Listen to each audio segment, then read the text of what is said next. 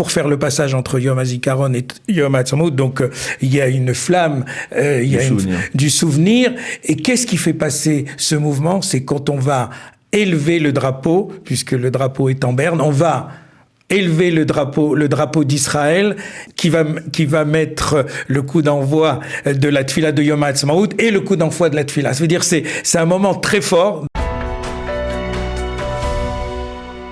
Nous avons le plaisir de recevoir dans ce studio Sam Kadosh. Sam, bonjour, Boker Tov. Boker Tov, bonjour. Alors, nous vous recevons, c'est presque une sorte de rendez-vous traditionnel à la veille du Yom HaZikaron et du Yom HaAtzmaut, parce que ce sont deux pôles d'activité majeurs du CNEF, à la fois ce soir Yom HaZikaron et demain soir, bien entendu, au Kotel, avec la tfila du Yom HaAtzmaut. Alors, on va commencer par la journée du souvenir. Cette année, comment cela se passe dans le cadre du CNEF? Alors, comme toujours, là, nous organisons, comme chaque année, en collaboration avec la mairie de Jérusalem, le Tekes de Yom HaZikaron, qui est une cérémonie tout à fait officielle, solennelle, qui se situe à Jérusalem, Rehov HaTzfira, dans le quartier de Moshava Germanite, et où on assemble et on se rappelle le souvenir des gens du quartier, de la Moshava Germanite, et c'est pour ça que la mairie de Jérusalem le rappelle, et nous rajoutons le souvenir d'étudiants, de jeunes francophones qui sont tombés soit à l'armée, soit dans des attentats terroristes, et donc c'est une soirée très très émouvante. On peut rappeler leur nom, peut-être? Bien sûr. Donc on rappelle le souvenir de Moshe Dahan, qui a été assassiné dans un attentat au début de la seconde intifada. Exactement, dans les années 2000. Avraham Belhassen aussi, qui lui aussi était jeune marié, qui a été assassiné dans un attentat. On rappelle, vous avez eu tout à l'heure le professeur Picard, donc on rappelle deux étudiants de Gush Katif, Ariel Zana et Eran Picard aussi, la famille Sandler, où l'année dernière Eva était là pour nous livrer son témoignage. Et Myriam Sonego. Cette année, nous allons rappeler, puisque cette année, le souvenir de Nathan Fitoussi, qui est tombé cette année à l'armée. On se souvient. D'un soldat, oui, il y a même pas encore un an, et sa sœur viendra rappeler son souvenir après la cérémonie qui est en hébreu. Donc la cérémonie commence à la sonnerie, et ensuite, vers 21h30, sa sœur viendra rappeler le souvenir de Nathan Fitoussi. Alors ça, c'est pour les victimes du terrorisme et les soldats qui sont tombés au combat.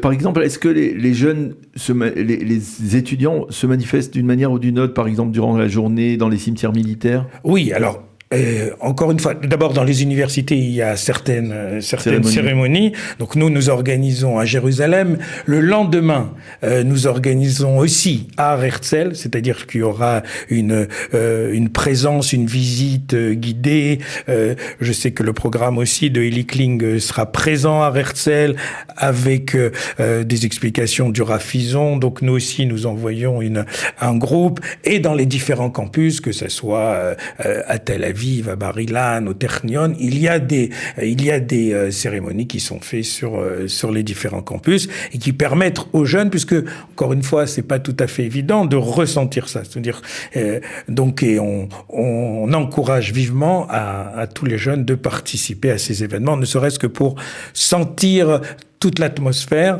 et je pense que c'est quelque chose d'important, en tout cas au niveau même de nos activités. C'est pour ça que, encore une fois, c'est cette continuité. Il y a à peine une semaine, on a écouté aussi dans les différents campus les témoignages des enfants cachés, des survivants de la Shoah.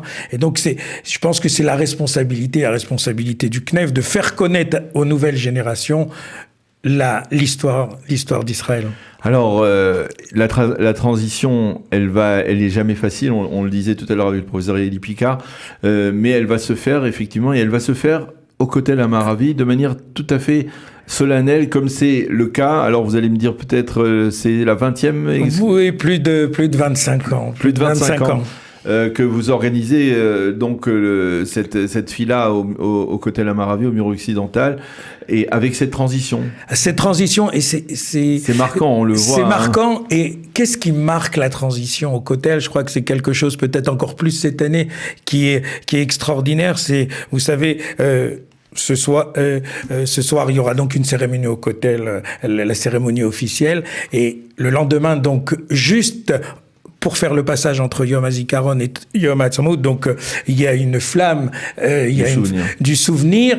Et qu'est-ce qui fait passer ce mouvement? C'est quand on va élever le drapeau, puisque le drapeau est en berne, on va élever le drapeau d'Israël, et nous-mêmes, nous allons qui va mettre le coup d'envoi de la tfila de Yom HaAtzmaut et le coup d'envoi de la tfila. Ça veut dire c'est un moment très fort. D'ailleurs, au Kotel, on le ressent bien. Ouais. Exactement. On se retourne pour regarder ce drapeau qui se lève. Et je pense que c'est vraiment cette force et la force que ce drapeau nous donne pour passer de la tristesse à la joie.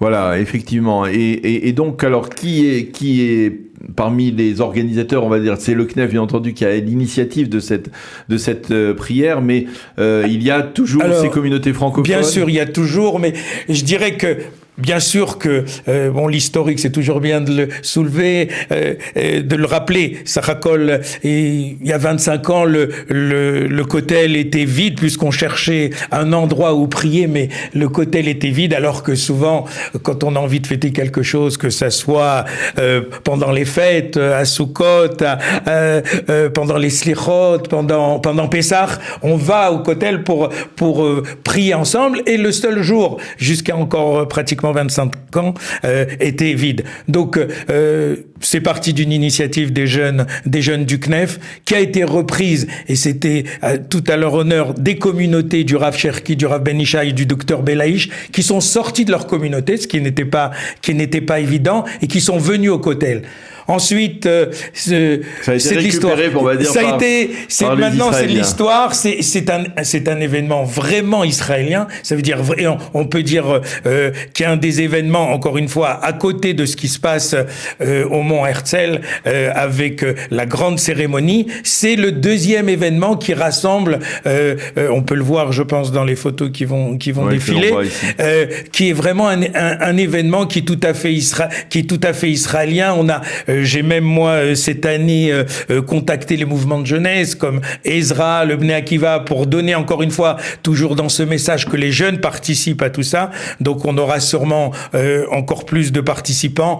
Il y a souvent des délégations de France qui viennent pour passer les fêtes de Yom HaAtzmaut. Donc vraiment, et je pense que peut-être on peut le dire, c'est-à-dire encore plus cette année, c'est d'être ensemble. Je crois que ce qui caractérise la tfila de Yom HaAtzmaut, c'est vraiment cette unité dans tous les niveaux, anciens, nouveaux, même dans le rite de la tfila. Un assemblage de la tfila Karl Barth Ashkenaz avec les piyutim Sfarad. Je crois que si on veut se renforcer, et c'est un appel à tout le monde, c'est de venir, on en a besoin, il faut bien le dire, encore plus peut-être cette année, c'est de se retrouver ensemble, sans différence, et remercier, il faut bien le dire, remercier le Tout-Puissant de nous avoir donné cet état et de nous avoir sortis de la galoute. Alors, outre les communautés que vous avez mentionnées, il y a toujours aussi, il faut le souligner, puisque c'est probablement la dernière année qu'il occupe ses fonctions de grand rabbin d'Israël, le grand rabbin David Lowe qui bien participe sûr, depuis, bien sûr, et c'est ce qui donne depuis le début. Exactement, c'est ce qui donne la dimension, la grande dimension de l'événement, c'est que le grand rabbin d'Israël depuis quelques années est présent avec nous. Il y a d'autres personnalités, on va pas les citer, mais voilà, c'est ce qui donne vraiment le caractère officiel de la tfila au Kotel aujourd'hui pour fêter les 75 ans d'Israël. Eh bien, je ne sais pas si cette année aussi, comme dans les autres années, il y a des excursions qui sont prévues pour les jeunes pendant le Yom HaAtzmaut, toujours. Toujours, ça bien sûr. Ensuite, après la tfila, les gens iront au Golan. Ça, c'est le côté, encore une fois, c'est la force du CNEF, c'est de prier, mais après de sortir et d'aller, cette année, les jeunes iront au Golan pendant un jour, faire un grand tioul, faire à la Hache, faire plusieurs attractions. Voilà, eh bien, Sam Kadosh, merci beaucoup d'être venu dans notre studio pour nous parler de ces 2 grandes journées, ces journées sacrées que l'on voudrait conserver, dont on voudrait conserver le caractère particulièrement saint et sacré de Yom HaZikaron et de Yom HaAtzmaut, organisées par le CNEF, Be'atzlacha, et on se retrouvera certainement au Kotel Amaravi. Merci beaucoup, Sam, d'avoir été ce matin avec nous dans notre studio.